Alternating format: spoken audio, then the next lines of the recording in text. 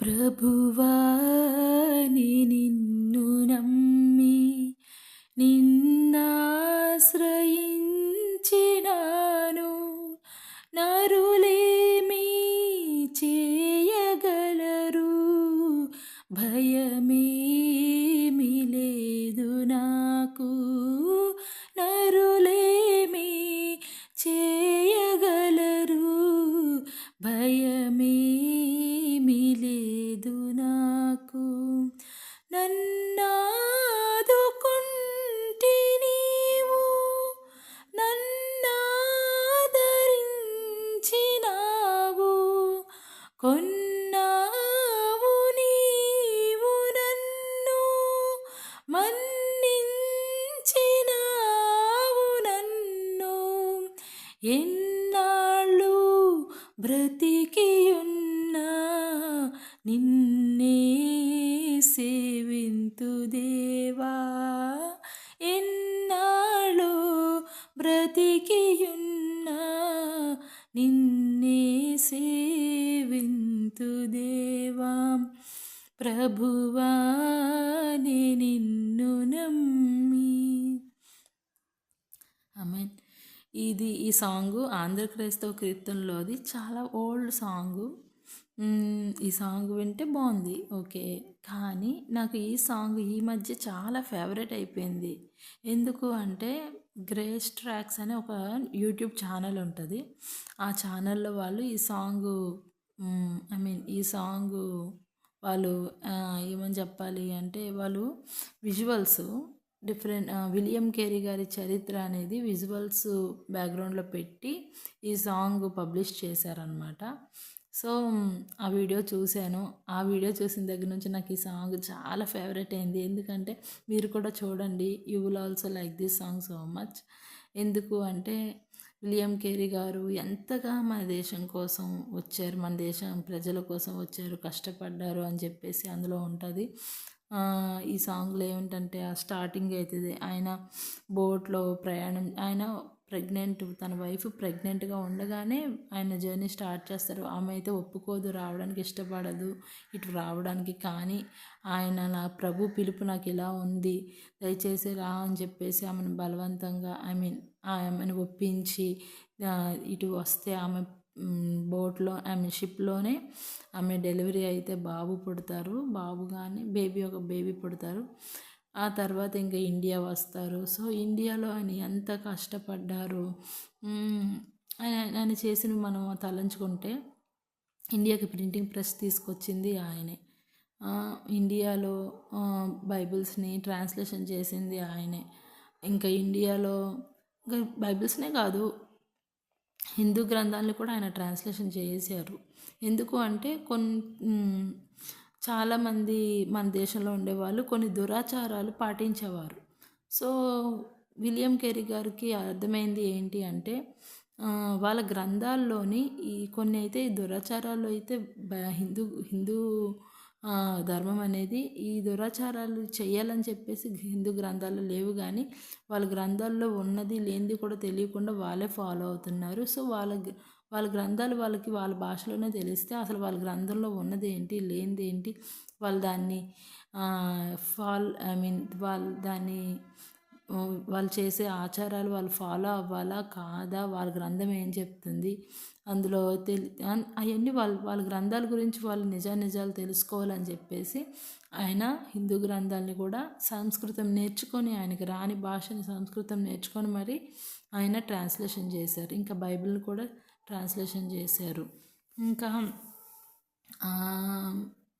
ఆయన savings bank open చేశారు ప్రజల కోసం. ఎందుకంటే ఇక్కడ ప్రజలు ఏంటంటే, వాళ్ళకు వచ్చిన డబ్బులు ఏంటంటే వాళ్ళు దాచుకోలేకపోయేవారు. లేదంటే అలాగా ఉండడం వల్ల వాళ్ళు ఎంత సంపాదించినా వాళ్ళంతా భూస్వాములు ఆక్రమించేవారు అనమాట. వాళ్ళు దాచుకోలేకపోయేవారు. సో అందుకోసం అని చెప్పేసి ఇక్కడ ప్రజల కోసం ఆయన సేవింగ్స్ బ్యాంక్ ఓపెన్ చేశారు. ఇంకా ఆ రోజుల్లో ఏంటంటే, భర్త చనిపోతే ఆడవాళ్ళని అదే దాని మీద కాల్చేసేవారు అనమాట. కాల్చేసేస్తుంటే అయ్యో ఇలా కాదు అని, ఇలాంటివి దురాచారాలని ఇందాక చెప్పాను కదా, ఇలా కాదు ఇలా చేయకూడదు అని చెప్పేసి అది కూడా ఆయనతో పాటు ఈ విషయం మీద పోరాడుతున్న వేరే వ్యక్తి ఎవరంటే రాజా రామ్మోహన్ రాయ్ గారు. సో వీళ్ళిద్దరూ కలిసి ఈ మెయిన్ ఈయన దాని గురించి చేశారు. సో రాజా రామ్మోహన్ రాయ్ గారు కూడా ఈయనకి సపోర్ట్గా నిలబడ్డారు. వీళ్ళిద్దరూ కలిసి అది ఉండకూడదు అని చెప్పేసి కోర్టు నుంచి ఆర్డర్ తెప్పించారనమాట. సో ఇక నుండి అలాంటివి ఉండకూడదు. ఐ మీన్ ఆడవాళ్ళని మగవారు తమ భర్తల చితి మీద కాల్చడం ఇలాంటిది ఉండకూడదు. దాన్ని నిషేధించిన చట్టం అనేది విలియం కేరీ గారు తీసుకొచ్చారు. ఇంకా ఆడపిల్లలకి చదువు కూడా, అప్పట్లో ఆడపిల్లలకి చదువు లేదు, మగపిల్లలకి మాత్రమే చదువు. ఆడపిల్లలకి చదువు ఉండాలని చెప్పేసి ఆడపిల్లలకి చదువు స్టార్ట్ చేశారు విలియం కేరీ గారు. సో ఇలాంటిది ఎన్నో ఆయన దేవుని సేవ అంటే కేవలం ఏంటంటే సంఘాన్ని సమకూర్చుకోవాలి, సంఘాలు ఏమంటారు ఒక కాంగ్రిగేషన్ అయిపోవాలి, ఇది కాదు. దీనికంటే మించిన సేవ ఆయన ఈవెన్ కుష్ఠరోగుల కోసం కూడా ఆయన హెల్ప్ చేశారు, చారిటీస్లో అవన్నీ చేశారు. సో ఈ విధంగా ఆయన ఎంతో సేవ చేశారు. తన కుమారుని పోగొట్టుకున్నారు. ఈ ఇండియా వచ్చి ఇక్కడ పడని క్లైమేట్, ఇక్కడ పడని ఫుడ్, ఇక్కడ పడని అన్నీ కూడా తన సొంత కొడుకుని కూడా పోగొట్టుకుని ఎంతగానో బాధపడితే ఆయన కొడుకు యొక్క ఆ శవాన్ని కూడా ముట్టుకోకూడదు, ఎందుకంటే వీళ్ళు విదేశీయులు, అంటరాని వాళ్ళు అన్నట్టుగా మన దేశస్తులు చూస్తే ఆయన కొడుకు శవాన్ని ఆయనే పాతి పెట్టుకున్నారు. ఇంకా ఈ ఘోరాలన్నీ చూడలేక తన భార్యకైతే ఆమె మతిస్థిమితం కోల్పోయింది. సో ఈ విధంగా ఎంతగానో ఆయన ఫ్యామిలీని కూడా, అంటే ఆయన ఎంత నిస్వార్థంగా మన దేశంలో ఉండే దురాచారాల విషయంలో, ఎందుకంటే వీళ్ళు మా దేశస్తులు కాదు అని చెప్పేసి ఆయన అనుకోలేదు. ఆయన ఏంటంటే ప్రభు ప్రేమలో వీళ్ళందరూ దేవుడు పుట్టించిన పిల్లలు కదా, ఈయన దేవుడు అని దేవుని ప్రేమను మాత్రమే చూపించాలి అనుకున్నారు. ఏంటి అంటే ఆ రోజుల్లో ఏమంటారు మన దేశానికి, అంటే బిజినెస్ కోసం కదా బ్రిటిషర్స్ వచ్చారు మన దేశానికి. వచ్చి వాళ్ళ బిజినెస్ కోసం అని చెప్పేసి మన మీద ఏలుబడి చేశారు. సో ఈస్ట్ ఇండియా కంపెనీ వాళ్ళు మన దేశాన్ని ఏలుబడి చేస్తున్న టైంలో వాళ్ళు మిషనరీస్ని అలౌ చేసేవారు కాదు. మిషనరీస్ అయితే రానిచ్చేవారు కాదు దేశంలోకి, ఎందుకంటే వాళ్ళ బిజినెస్ దెబ్బతింటారు కదా. ఎందుకంటే మిషనరీస్ వచ్చి ఇక్కడ ఉన్న వాళ్ళ ఆచారాలన్నీ మారుస్తున్నారు అంటే, అదిగో మాకుండే ఆచారాలన్నీ మార్చేస్తున్నారు అని చెప్పేసి ఇక్కడోళ్ళు ఇదవుతారని చెప్పేసి, బిజినెస్ దెబ్బతింటుందని చెప్పేసి మిషనరీస్ రానిచ్చేవారు కాదు.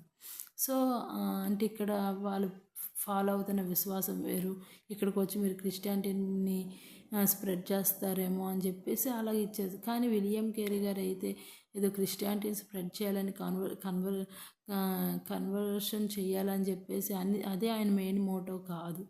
ఆయన ఏంటంటే ప్రభు ప్రేమని వీళ్ళకి చూపించాలి, వాళ్ళకి వాక్యం గురించి తెలియాలి, వాళ్ళ గ్రంథాల గురించి వాళ్ళకి తెలియాలి, వాక్యం గురించి వాళ్ళకి తెలియాలి, అక్కడ ఉన్న ఎన్నో దురాచారాలు రూపుమాపాలని చెప్పి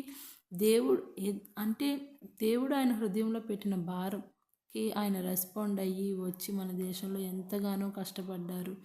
సో చాలామంది ఏమంటారంటే వాళ్ళ మతాన్ని ప్రాచుర్యం చేసుకోవడానికి ఏమంటారు ఇలాగా సేవలు చేస్తున్నట్టుగా నటిస్తున్నారు, వాళ్ళు చేసింది సేవే కాదు కేవలం. మదర్ తెరిసాని కూడా ఎన్నేసి మాటలు అంటుంటారు కదా ఈ రోజుల్లో, పొందుకున్నదంతా పొందుకున్నాక ఇలాగనమాట మాట్లాడడం.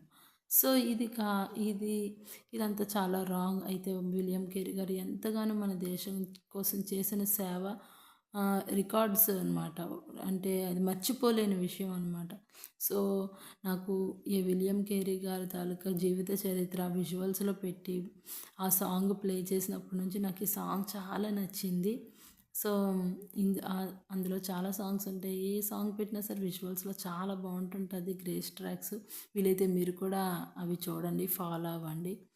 సో ఇది అటువంటి వాళ్ళు మన దేశం, అందుకే ఆయన అంటారు కదా ఫాదర్ ఆఫ్ అని ఉంటుంది ఆయన గురించి, విలియం కేరీ గారి గురించి ఒక టైటిల్ ఉంటుంది.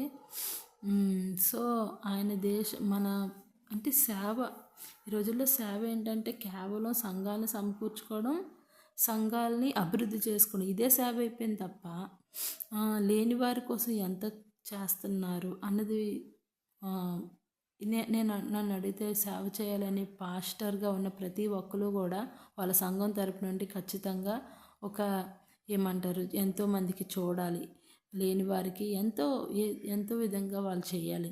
అంతేగాని కేవలం ఇదే కాదు అంటే ఓన్లీ ఒక పాస్టర్గా చేయడం, ఒక ఓన్లీ వాక్యం బోధించి అది మాత్రమే కాదు కానీ సంఘం అందరినీ మోటివేట్ చేయాలి. వాళ్ళకి లేని వారికి ఏంటంటే అప్పుల్లో ఉన్నవారికి అప్పులని కాదు, లేదంటే ఆకలితో ఉన్న వారికి భోజనం పెట్టాలని చెప్పి, ఎందుకంటే వాక్యంలో ఉంది కదా, వీళ్ళు ఎవరికైనా 2 అంగీలు ఉంటే ఒక అంగీ ఇచ్చాం.